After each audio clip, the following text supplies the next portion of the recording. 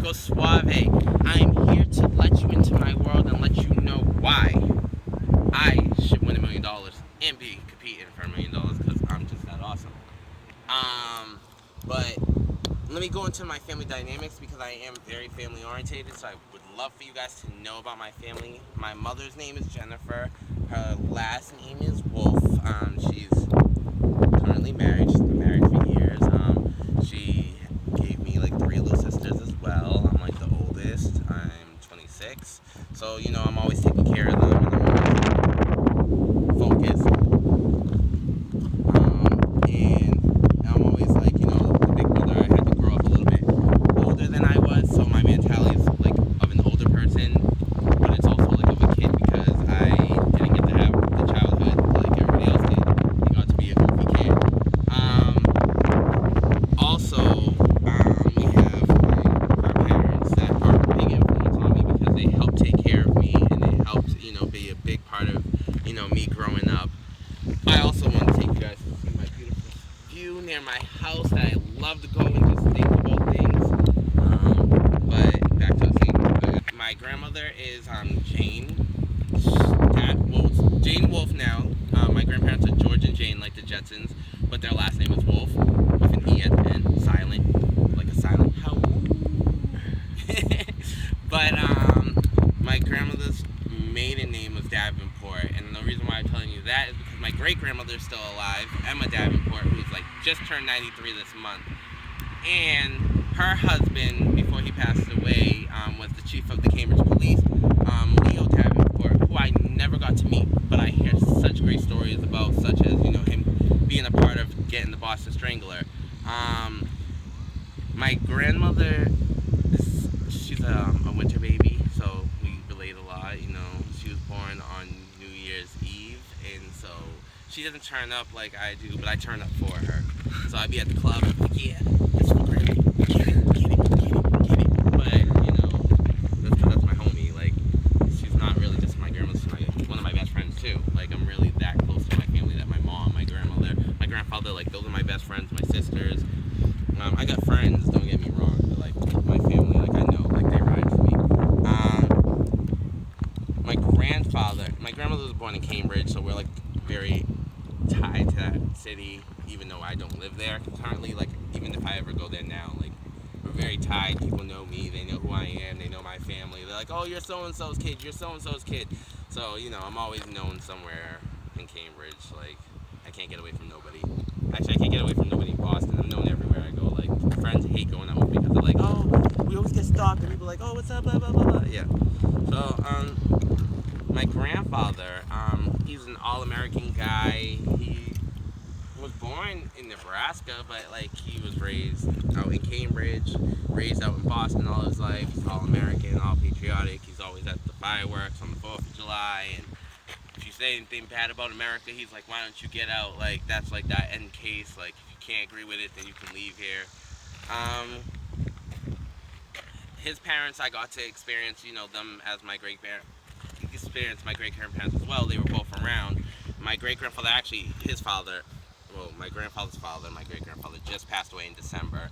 And his wife had passed away, I want to say 9 years before then. So, I got to experience life with them. It was fun. I really enjoyed being able to have that experience. Most people don't get to meet their great-grandparents, especially still have one alive at 93, just chilling. So I'm very grateful for that side of my family and being able to experience that and be able to be close-knit with my family. As for my father's side, my father's name is Tim Buchanan. He's from North Carolina. Well, he might be from Cambridge. I really don't. I know his family's from North Carolina. I know he was raised in Cambridge. I don't really know much about the family. I don't know much about that dynamic of family. I didn't grow up with him, so I didn't really know much. We're working on that now. And I think if I ever had like a celebrity or someone I didn't know in my family, it'd probably be that side of the family. But that's Mr. Timothy Buchanan, and besides Tim Buchanan, who I know is his like sister, my aunt Amy, who I love to death, my grandma Elizabeth, who I love to death, but I'm really not in touch with my paternal side of my family as I should be. Also, I just like like if I ever won just $1 million, if I ever had come up on some money, I want to invest it in my own clothing line. I want to invest it in, a book deal. I would love to write books, Harry Potter style, self-help books, all types of books. I want to be an author. I want to be a designer. I want to be a dancer. I want to be a singer. I want to be an actor. Most importantly, I want to be an actor. Like, that's just been a dream of mine that I just didn't take seriously as a kid. I was very picked on a lot when I was younger. I was very insecure. Like, I just didn't really know how the world worked.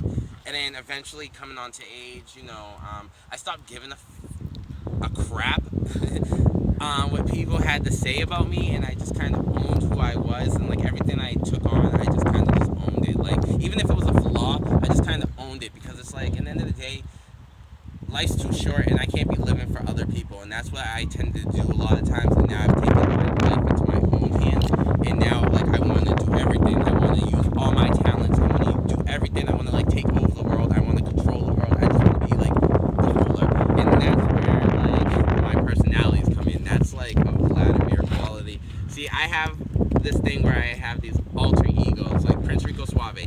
That is my stage name. That is like my alter ego extraordinaire. He's the socialite. He's the party guy. He's the one that you have to know. If you don't know him, you're bugging. He, like, everybody wants to be near him, and like that's when I'm in that turn up mode. Like, that's Prince Rico Suave all day. Business mode, that tends to be Prince Rico Suave as well. Like, he just wants success. He wants it all.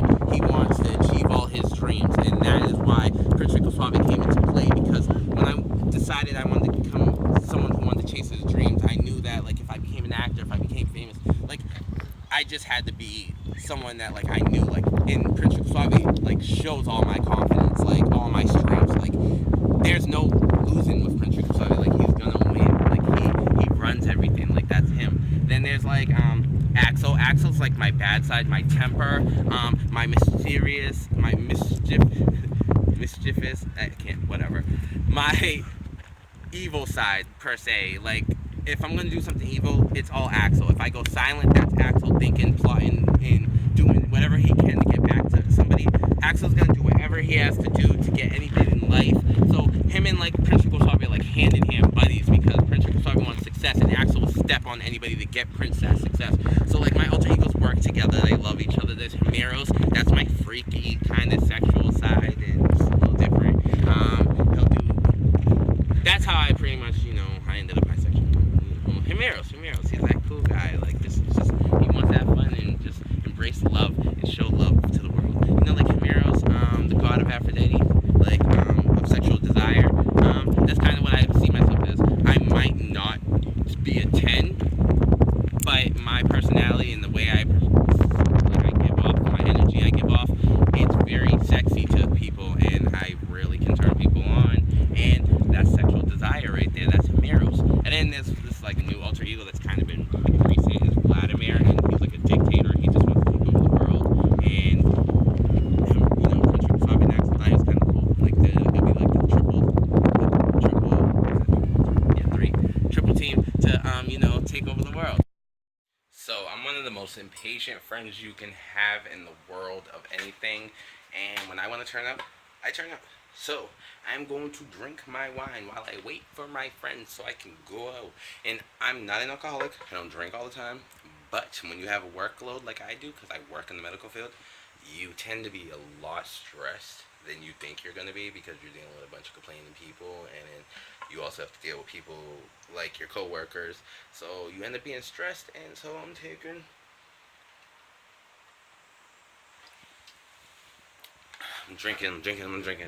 my wine because I'm feeling fine.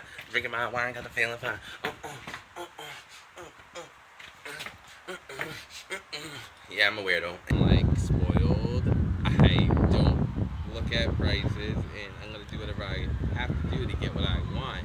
Even if I have to throw a temper tantrum, or if I have to manipulate it from somebody, or if I have to flirt my way to get it, I'm gonna do what I have to do to get what I need, because I'm spoiled and I don't really like to work for things I don't have to.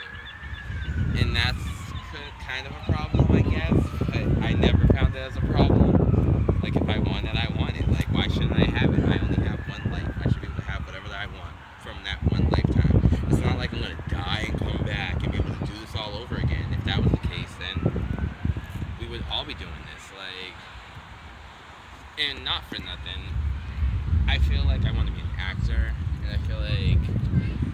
best way to be an actor is to be on TV. Like, if I could get on TV, that's one step in. That's people knowing my name.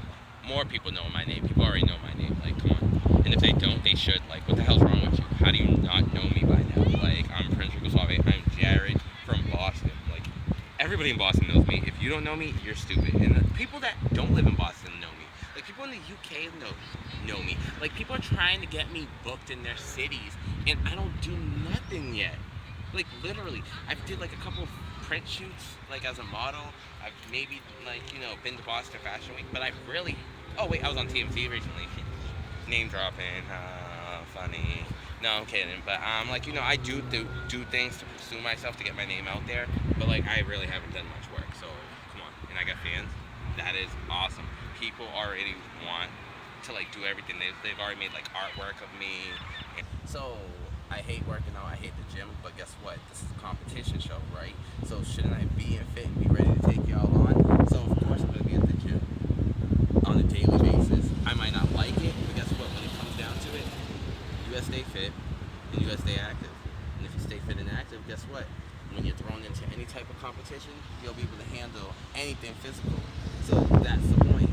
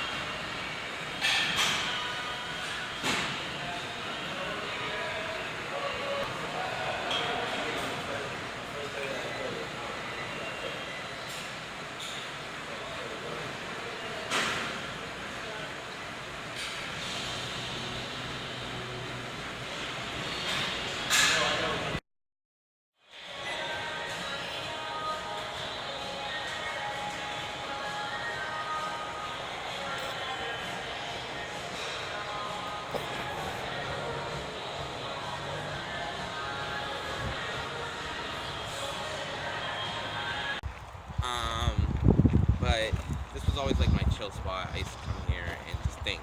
And I actually still come here to this day. I write here because I want to be an author. So I write like mini stories. I brainstorm stories here.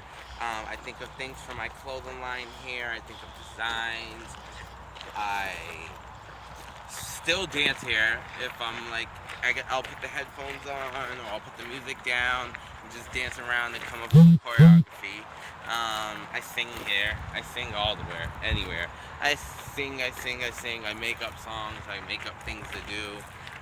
Sometimes I dance like randomly. I'm like, and I got like music in my head, and people just think it's weird that like I just randomly outburst dance. But you know, what's being normal like doing for anybody? It's not fun. That shit's boring. Like everybody's starting to become copycat clones. Now me, I like to think of myself as someone that's out there, does some crazy stuff. Like I'm always down to do something crazy. I'm always up for a challenge. I'm always up for something new. Just because I don't want to get bored with life. I want to experience life. I never want to look back in life and say, why didn't I do that? Why didn't I take that experience? Why didn't I try that? Like at this point in life, I'm actually even trying to like experience life more. Like going into nature. I'm a city boy, so we don't really have much nature. I'm going for hikes. I'm looking at beautiful places I've never seen before. I'm enjoying life. I'm actually spending more money than I've ever spent because I'm not afraid to spend money. I know I have money. I have no limits. It's just like charge it. I don't care. Because guess what? Life is too short to be worrying about all that bull. But you know, more money, come on. You really don't want to worry about that bull. Like, and know that you're secure. Like, I don't worry about it, but I still keep an eye, you know. No one wants to go bankrupt. No one wants to go broke. But, you know, I want to experience life. I'm trying to conquer my fears. I'm afraid of heights. I'm afraid of the water. But guess what? I'm going swimming, and I'm going up on high places. I went on this ride at Six Flags and just went like, I want to say like 400 feet up in the air. Like, this shit was crazy. And normally I wouldn't do that because I'm afraid of friggin' heights. But you know what? I was like, boom, fuck this. I got this. I got this. I got this. And I was like, you know what? I went on that ride. Wasn't even that bad. You know what? I climbed on top of the roof of a Stop and Shop one time just because, you know, my friends thought it would be a good idea. And that's like free climbing. That's like, you know, you're climbing up this like back little ladder, and the crazy thing is, like, you're thinking about, I'm on top of a supermarket. What the hell am I doing up here? I don't like heights. But you know what? I did it. I climbed back down, and I'm here to tell the story. I hate people that have no drive, that have like no momentum, that are just like too lazy to do anything. Like, I'm sorry, I worked my ass off to get here. I worked my ass off to get anything I wanted. Like, no one just handed shit to me.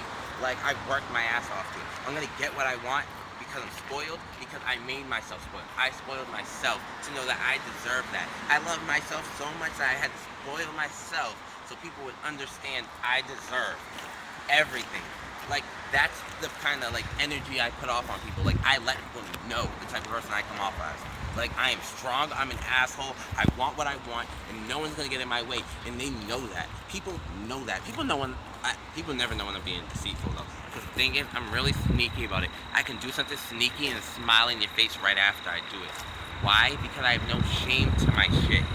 I don't feel guilty. I don't feel guilty for anything I do. I'm not a guilty type of person. I don't know what that is. I have two feelings, happy and anger. And there's no in between. So you're either on my good side and I'm happy with you and I'm like, hey, party, party, party, twerk, twerk, twerk, woo, woo, woo. Or you're on my bad side and you don't want to be on my bad side. Just know that is the worst side you could be on. Like, you might as well just kiss my ass. Even if you don't like me. Just kiss my ass and just say, hi, how are you? Keep it cordial, because if you cannot keep it cordial, I will show my ass. I have no shame in showing my ass. And I have no shame of doing shit sneaky behind your back. And you know what? It's worse if I do it behind your back. You better hope I approach you and bring it to your face. But that's me, and that's story time with Prince Rico Suave, a.k.a. Jared. And remember, I'm not the one to mess with.